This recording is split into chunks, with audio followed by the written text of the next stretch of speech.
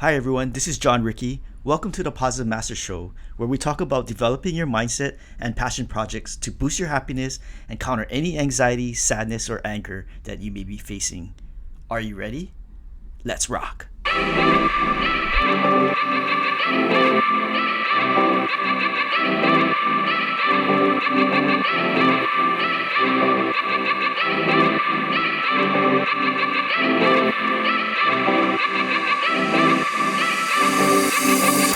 You go and camp without remorse, without heart in your head. This is episode 2 of the Positive Masters Show. We're going to go over how working on your passion projects can increase your joy and purpose. First of all, let's define passion projects. Passion projects are activities that increase your joy and your purpose in your life. They're activities that you truly enjoy, stuff that you can get in the flow with, a state of mind where you lose track of time because you're so into what you're doing. As you develop your passion projects, you'll get bursts of happy chemicals in your brain because you're anticipating on what you're developing. And when you accomplish those achievements along your process, you get even more feelings of joy. Your passion projects take a lot of your effort and can be audacious, so that's why you appreciate your wins along your journey even more. Moreover, you get joy from seeing yourself improve over time. Within my list of practices to better your mindset, passion projects are definitely on top. I highlight it in this podcast because I strongly believe it can help you to be happier. It can even help you to be at peace during your darkest times. For example, when I'm feeling anxious or depressed, my passion projects give me something to look forward to, something to strive towards. When people I love die, I dedicate my passion projects to them. It helps me with my healing process. When I feel empty, my passion projects fill that space up a little at a time, eventually getting me back to some level of normalcy. And when my heart gets broken, my passion projects keeps me moving ahead. Now let's go over the different types of passion projects. Passion projects can be a physical activity such as playing a sport, going outside for a run, or swimming at the pool. Having a passion project that involves fitness is key to keeping you healthy. When I was young, my parents got me and my sisters involved in many sports and activities. For me, I started soccer when I was about 4 years old, and not too long after, I played baseball. I also got involved with Aikido, which is a martial arts from Japan. I got into Cub Scouts and Boy Scouts, and eventually I got my Eagle Scout later on when I was 17, just about to be 18 when I was in my first year in college.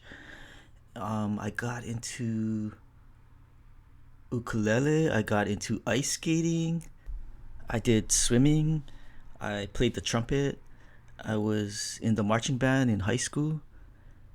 I did a lot of stuff. And thanks to my parents, they encouraged me to try many different things. And of all the things that I was involved with, soccer was my love. I was really hardcore into it. I wasn't, I'm late born. I'm born in December, so I was always on the smaller side, and I wasn't born with natural strength, but I had a lot of determination.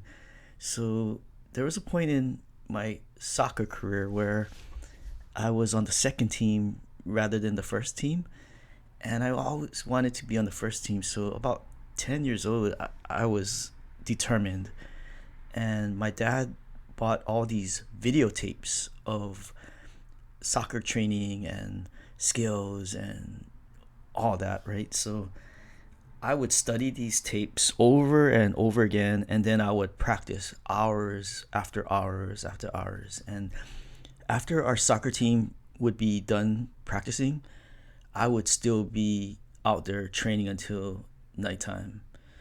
And when I go home, I'll be running up and down the hill. My parents, their house has a dead end and it's slanted upwards, a pretty steep hill. So I would run that to increase my strength so that I can run faster.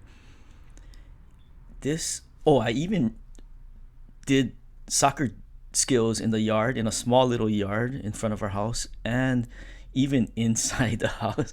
I would play with the ball, soccer ball, juggle, do different tricks, practice numerous skills and tricks over and over and over and over again, like hours after hours. And after school, I would train. Then I would go back to soccer practice and I train. And then after soccer practice, I'll keep training. And I was so determined. This was one of my first major passions. In fact, it is my first major passion. I was totally in love with it, totally obsessed in it. And from 10-year-old to maybe about 12 or 13, I finally made that first select team. And then I got selected to be in the Pro City High School varsity soccer team in my freshman year at age 13. So I was really pleased by that. And by the time I hit my junior year, I was starting here and there. And then senior year, I pretty much was one of the highest scorers in the state of Hawaii. So, and recognized, by the state of Hawaii in honorable mention. So, I really came a long way, and it was a first example of how a passion project, how you would do anything to achieve it, how you work so hard, sweat, tears, everything to just go for your dreams. And sports, one of the great things about it is, like I mentioned earlier, it's a physical activity, so it's good for your health. And if you're in a team sport, it's really good in working with other people. The skill sets you learn from sports can be carried on into your career as a business person, or your career, like for me, in politics. Anything that you do that has to do with working with people. So that's what I love about sports and my passion for soccer. One of my favorite moments for my soccer career was being selected to try out for the regional team, the Olympic Development Program. And I went to Montana for that tryouts. Unfortunately, I got sick when I was there. I slept in the basement of a guest house, and I got really cold and got really bad in sick wise, and I couldn't breathe. I had like a lower form of asthma when I was young, so it was pretty terrible. But I tried my best. But unfortunately, I didn't make that team. But it was a great experience. Just the process of working hard and building your skills and working on my speed so I can be faster. And when it comes to speed with sports like soccer, there's a perception that you're faster when you make a breakaway. I was a striker, by the way, when I would run, make a move, and burst past the defender, heading towards the goal, and then score a goal. Breakaway is what they call it, and I love that. But people thought I was super fast. But actually, when you think about it, that defender may be just as fast as me, but because I practice in the skills and learn all these jukes and tricks, that one step advantage after you do your trick puts you a step ahead. And if you're at the same speed, that person behind you can't catch you.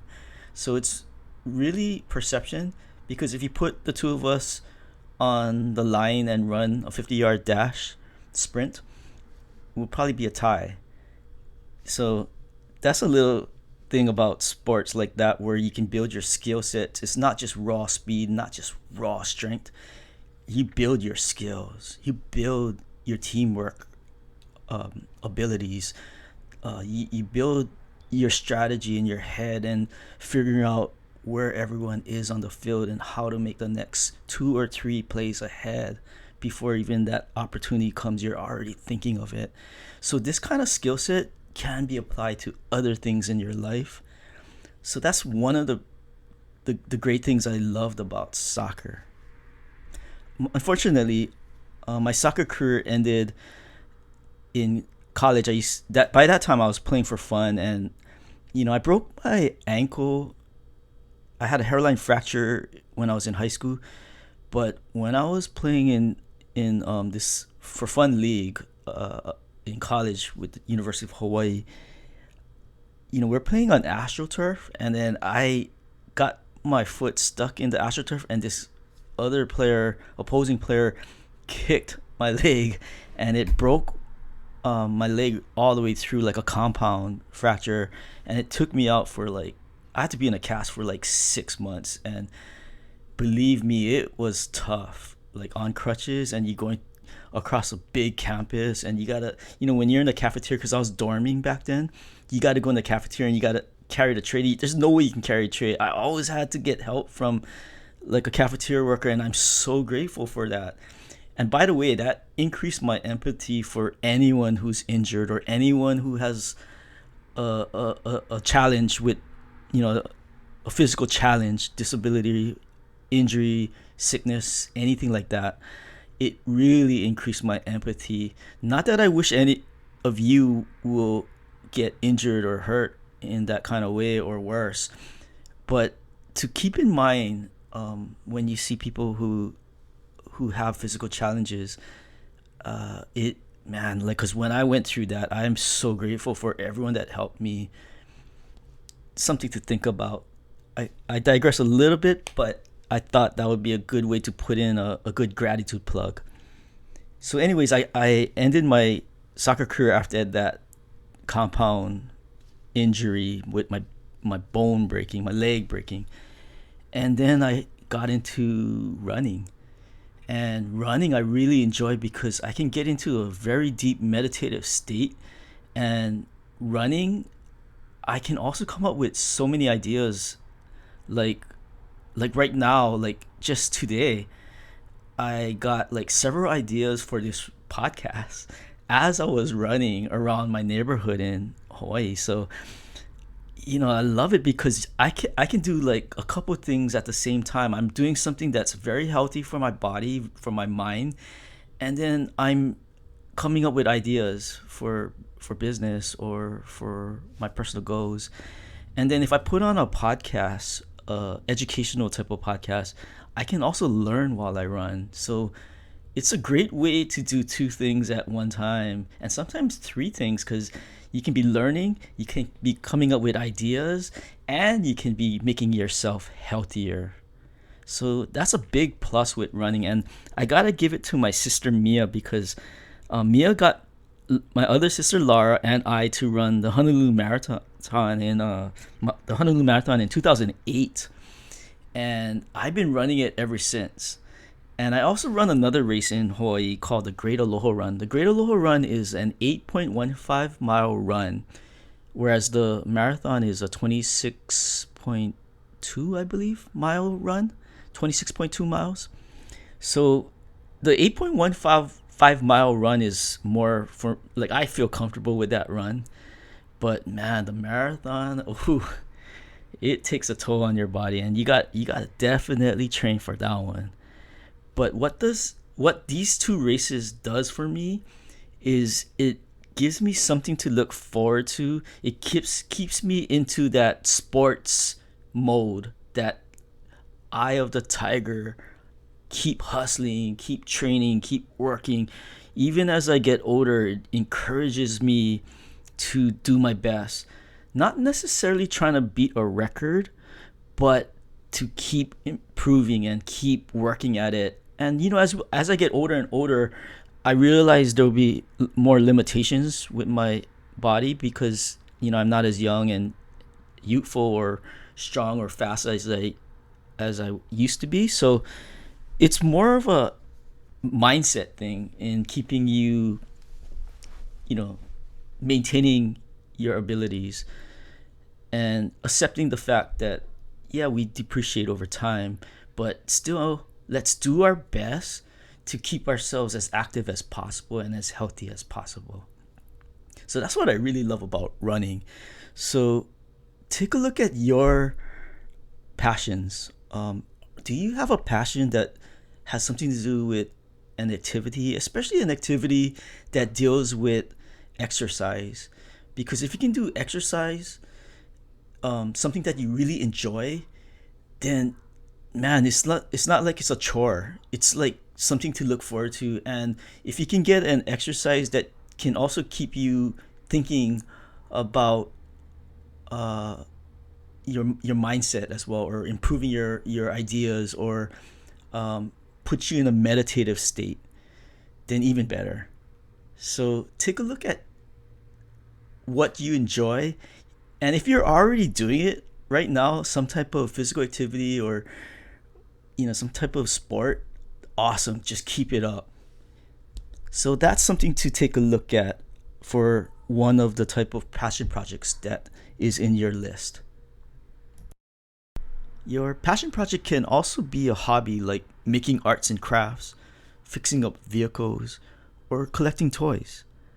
For me, I love reading books and watching movies with interesting stories, very interesting characters, and for me, I love the romance in it.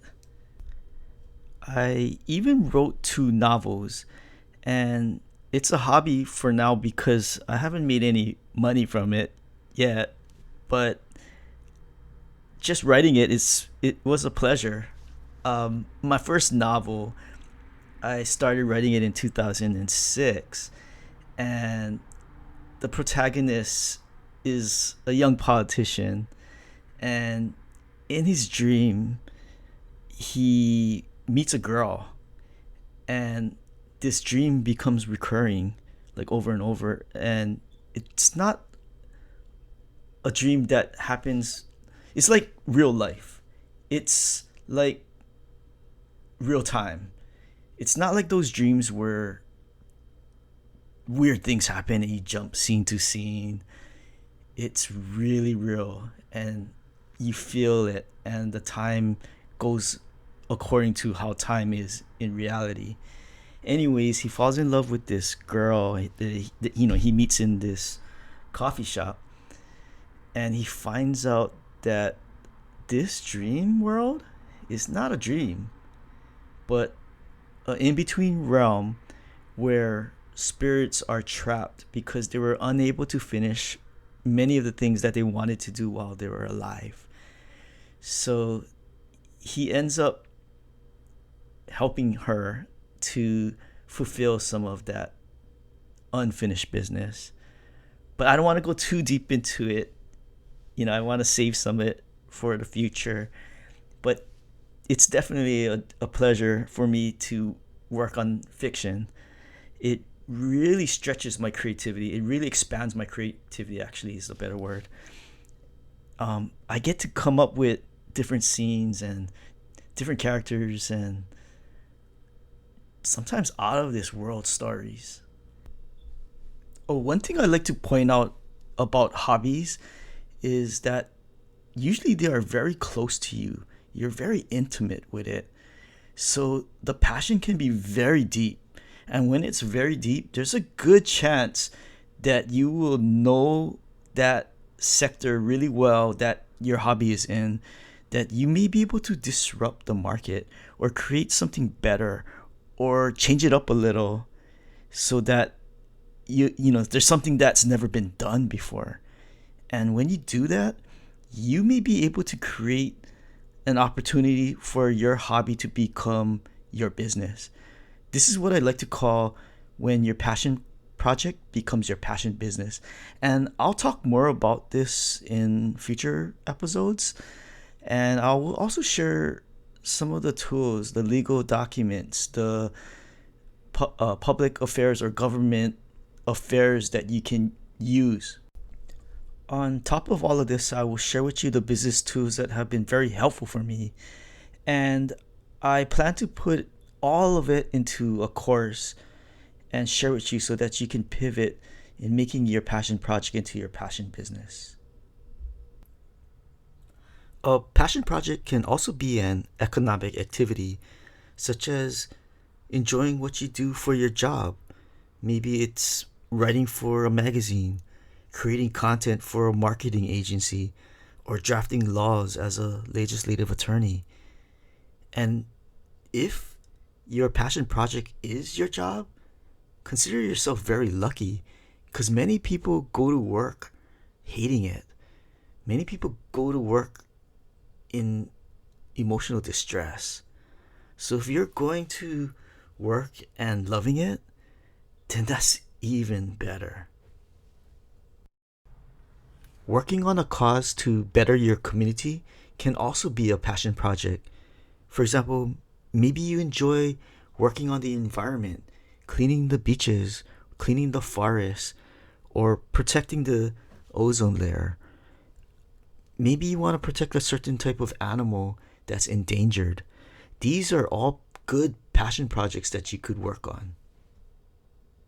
On the social scene, maybe you have a desire to help single mothers get into college, or maybe you want to help individuals who face substance abuse, or even those who made mistakes in life and committed a crime. These are also very worthwhile causes that you could pursue in your passion projects. These are examples of passion projects that you can pursue. If you can, try to have 3 passion projects that make you more well rounded. One that makes you healthier, one that increases your intellectual intelligence and emotional intelligence, and one that makes you money.